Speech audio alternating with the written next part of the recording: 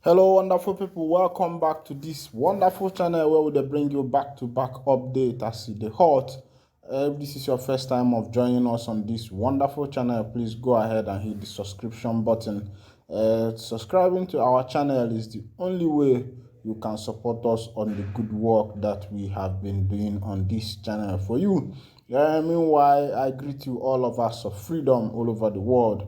Mono n'ezi mono na masị na oji nwata wee nye aka enu na mgbe aka lobele n'oye. Of course, we know that freedom must come and the people of God ụmụ Chineke must go free one day. Yes, 440 years the children of Israel spent in the land of Israel. But on the day of the Lord sent Moses and he delivered them from the hand of Pharaoh and they were able to get to their promised land. And of course, you know that Chukwuokike have promised ụmụ Chineke that one day freedom must be theirs, even though that Ohama is in the DSS detention and every other thing that is happening. We know that surely freedom must come. Meanwhile, I carry you to the business where we say na him carry us come today as the hot. Of course, you know that today is 29th of May and Tinubu has been sworn in as the 16th president of Nigeria. Let's go down to the news proper as the hot. Bola Tinubu has been sworn in as the president of Nigeria. He succeeds Muhammadu Buhari, who leaves office today, Monday, May 29th. The Chief Justice of the Federation, Justice Olukayode Ariwola, administered the oath of office to the president at 10:38 a.m. The event was attended by several heads of state and other dignitaries. My people now don't see as the hot. Meanwhile, the inauguration has taken place, and but the issue now is that we are yet to understand what is actually going on, or maybe what will be the next. What is the court going to conclude? What is going to be their next decision? But on here, Peter Obi says something. Peter Obi won't attend Tinubu's inauguration or plan protest, but angry obedience may act on their own aid. Peter Obi, the candidate of Labour Party in 2023 presidential election, has said he and his team are not planning to stage a protest against the inauguration of Bola Tinubu as the incoming president of Nigeria. Obi's aide Tai Obasi denied reports that there were plans to protest against Tinubu's inauguration, according to Punch. Obasi, however, added that his principal will not attend the inauguration even though an invitation was sent to him. Obi's remark comes amid rumors that the former Anambra governor and Obedience, his supporters, will protest near Eagle Square over the government's plan to go ahead with Tinubu's inauguration despite petition at the Election Petition Tribunal. Obasi was quoted by Punch saying, "I don't know where that report is coming from. We don't know anything about it or who are behind the proposed protest, but I can categorically tell you that any principal is not aware of anything.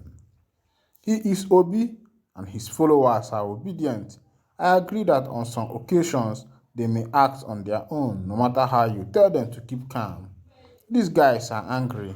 They are not happy about how everything was manipulated against Obi, who has given them so much hope. They followed him and waited for him all the way. My principal is a very humble and reasonable man who is always looking for peace and unity of the country at all costs." Obi's aide said when asked if his principal will attend Tinubu's inauguration following reports that political parties and their presidential candidate were sent individual invitations. But it will be strange for him to attend a ceremony honoring a leader whose election triumph he is contesting in court. He continued, "My principal cannot act that weird and unreasonable. I can't confirm if he receives an invitation to the swearing-in ceremony, but I am telling you that you can't see him there." Tinubu, of the All Progressive Congress was declared the winner of the 2023 presidential election by the Independent National Election Commission in March. Due to this, Obi approached the court to seek the nullification of Tinubu's victory, alleging that the election that produced him was marred with a lot of irregularities. When asked to provide evidence he had to prove that the election was fraudulent, Obi said he will prove to Nigerians in court that the election was rigged. My people, I don't see as they happen. People were saying that Peter Obi and the obedience was supposed to carry out a protest today in order to, let's show off their anger and their bitterness, of what has been happened in Nigeria or what has befall Nigeria. Of course, you know that immediately after the election, after Peter Obi was declared winner of the 2023 presidential election, that the obedience declined and said that they will not accept the outcome of that election because they believe that there were many irregularities in the election, and according to them, the election was rigged. Of course, you know that there are a lot of people who supported Peter Obi during that election. Almost all over Nigeria, he had people everywhere. Even the Hausas we are campaigning for him. The Yorubas, we are campaigning something to the south, southeast, southwest, and everywhere people were campaigning for him. And it was believed then that Obi was going to become the president of Nigeria. Though some people countered it and said that Peter Obi was only a social media president because he had more people on the social media than on the ground, that there was no structure for his party to be able to prevail to that higher echelon of becoming the president of Nigeria. But meanwhile, if you were there at the election, you will agree with me that during the election, the obedience set up structure for themselves, even without no one, helping them. People came together, started arranging themselves, the way they voted and everything. There was peace among them. And even some people brought food for each other. They were eating. People bought drinks, and the rest of them, the obedience were drinking. And most of the party we visited, especially here in the southeast, we find out that the obedience were on the higher side of the numbers. But what transpired after the election is what people do not know. Maybe we've not seen such a miracle that end up dethroning someone who has the higher number. But as it stands now, Peter Obi said that he is not going to go for any process, that he will wait for the rule of law.